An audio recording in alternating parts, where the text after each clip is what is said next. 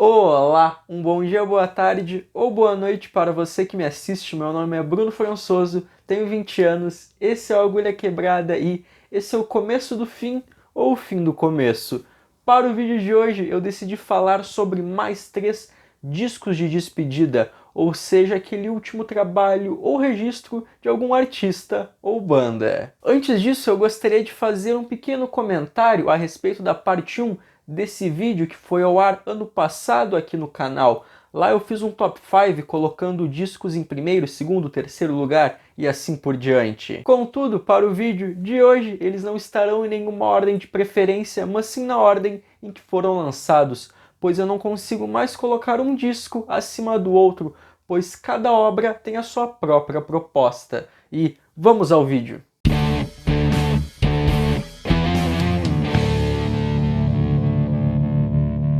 The Division Bell, do Pink Floyd.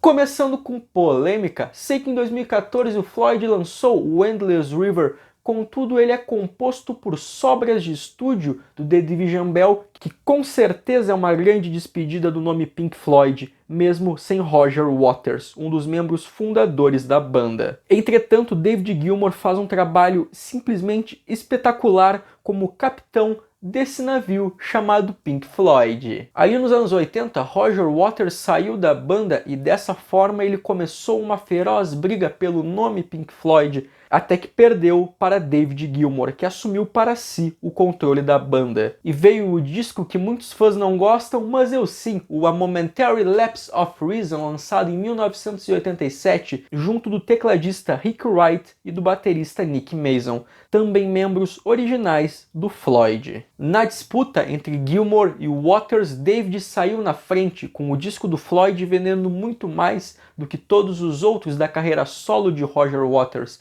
e as turnês da banda vendiam muito mais ingressos, com os shows se transformando em espetáculos de fato. Depois de alguns anos sem um álbum de estúdio, o Floyd começou a trabalhar em um novo material. David Gilmour sempre teve muita dificuldade em escrever letras, mas dessa vez ele teve a ajuda da sua nova namorada, a romancista Polly Sanson. E com a parte musical, David também teve a ajuda de Rick Wright. Além do mais, o disco tem um tema, a comunicação entre as pessoas, ou melhor, a falta dela, por assim dizer, trazendo um quê da era de ouro da banda ali dos anos 70, mas nos anos 90. E o The Division Bell foi lançado no dia 28 de março de 1994. O disco abre com a belíssima instrumental Cluster One, com vários chiados, como se fossem sinais de uma outra galáxia. Depois temos What Do You Want From Me, faixa combativa muito influenciada pelo blues. Poles Apart, uma belíssima peça que fala do passado da banda, se referindo às amizades perdidas ao longo dos anos. Maroned, outro instrumental belíssimo. A Great Day for Freedom, canção que fala sobre esperança. Wearing the Inside Out, uma peça de arrepiar, a primeira faixa cantada por Rick Wright depois do Dark Side of the Moon. Take It Back, uma canção muito boa, mas que combinaria muito mais caso tivesse entrado no disco A Momentary Lapse of Reason, ou no segundo disco solo de Gilmour, o About a Face. Coming Back to Life, uma das músicas mais lindas já criadas pelo Pink Floyd. Keep Talking, outra grande faixa junto da seguinte, Lost for Words. E encerrando o álbum, temos uma das mais incríveis canções já criadas pelo Pink Floyd e uma das minhas favoritas da banda, High Hopes. Brainwashed, do George Harrison. E com certeza um dos melhores da sua carreira, além de ser um disco póstumo, lançado quase um ano depois da sua morte. Temos aqui um álbum muito emocional, principalmente pelo peso da partida de George.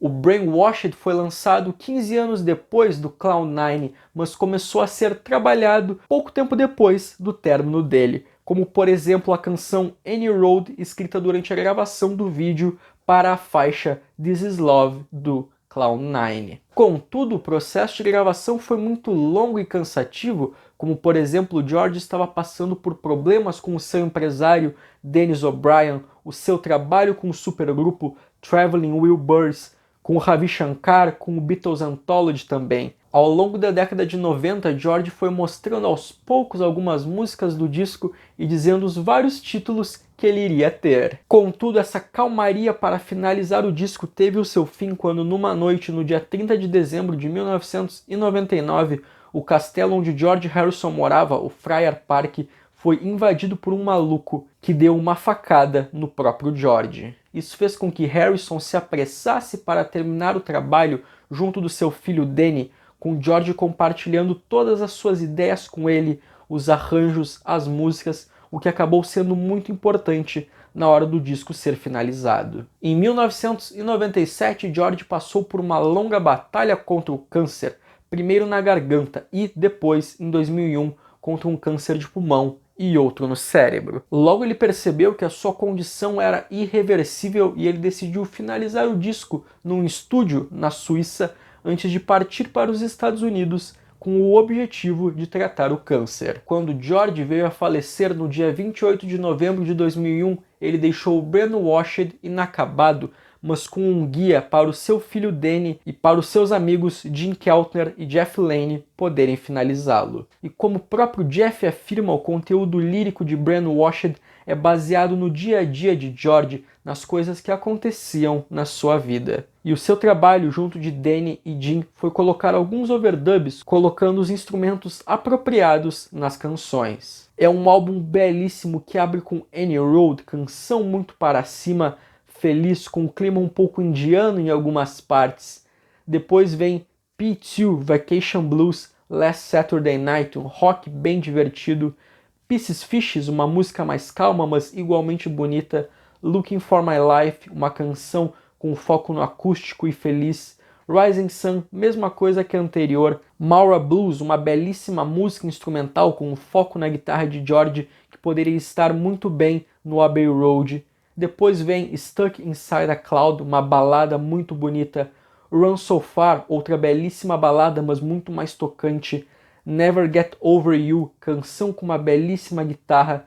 Between the Devil and the Deep Blue Sea, com George tocando com um ukulele. Rocking Chair in Hawaii, outra canção divertida. E encerrando o disco com a sensacional música Brainwashed, que eu simplesmente a adoro. 13 do Black Sabbath, mais conhecido como 13. O 19º álbum de estúdio do Black Sabbath e o seu primeiro com Ozzy Osbourne desde o Never Say Die de 1978. Sei que teve o disco ao vivo, o Reunion de 1998, que veio com duas canções inéditas, a Psycho Man e Selling My Soul, contudo eram apenas duas canções e aqui temos um disco inteiro. Desde a saída ou expulsão de Ozzy, o Black Sabbath passou por períodos muito bons, como foi com Ron James Dio, e outros nem tão bom assim, com a banda mudando várias e várias vezes de formação, com apenas o guitarrista Tony Iommi se mantendo sempre na banda. Entretanto, sempre teve aquela sensação que a banda, com a sua formação clássica, iria se reunir e gravar um disco para poder fechar bem a sua caótica e longa história. Então, no dia 11 de novembro de 2011, o Sabbath sediou uma cerimônia privada no Whisky a Go-Go, em Los Angeles, anunciando um disco de canções inéditas. Contudo, não foi um processo de gravação fácil. No início de 2012, foi anunciado que Tony Iommi tinha sido diagnosticado com os estágios iniciais de linfoma. Dessa forma, as sessões que deveriam ocorrer em Los Angeles foram transferidas para a sua casa na Inglaterra. Outro problema surgiu quando Bill Ward, o baterista original do Sabbath, anunciou que não iria participar das gravações, por conta de um contrato, segundo ele, impossível de ser assinado.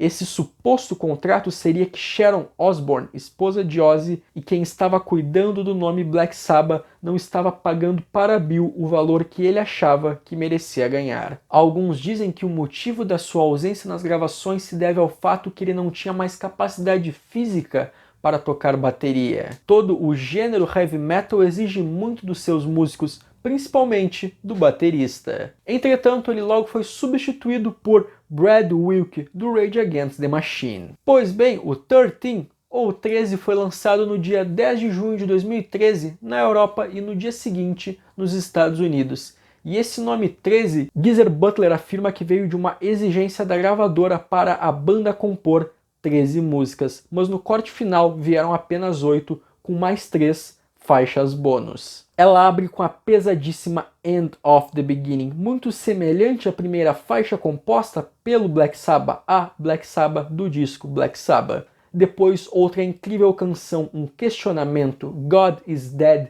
Depois outras duas grandes faixas, Loner e Zeitgeist, com essa última lembrando a clássica Planet Caravan do disco Paranoid. Age of Reason com um riff espetacular, depois outra mais direta e igualmente pesada, Live Forever. Em seguida outro épico do disco, Damaged Soul, uma música bem lenta e densa. Depois, encerrando o álbum, outra espetacular música, Dear Father. O álbum vem com 3 faixas bônus, a Metademic, Peace of Mind e Pariah, músicas que poderiam muito bem ter feito parte do disco. Espero que tenha assistido ao vídeo até aqui, tenha gostado e se interessado, e não se esqueça de se inscrever no canal caso não seja inscrito, de curtir o vídeo caso tenha gostado, de botar nos comentários aqui embaixo se você concorda com essa lista ou qual a sua lista, além de compartilhar com seus amigos que gostam do Pink Floyd, George Harrison, Black Sabbath ou simplesmente que gostam de música, para mais pessoas terem acesso a esse conteúdo, e seguir as redes sociais do Agulha Quebrada, que eu vou botar os links aqui na descrição. Até a próxima!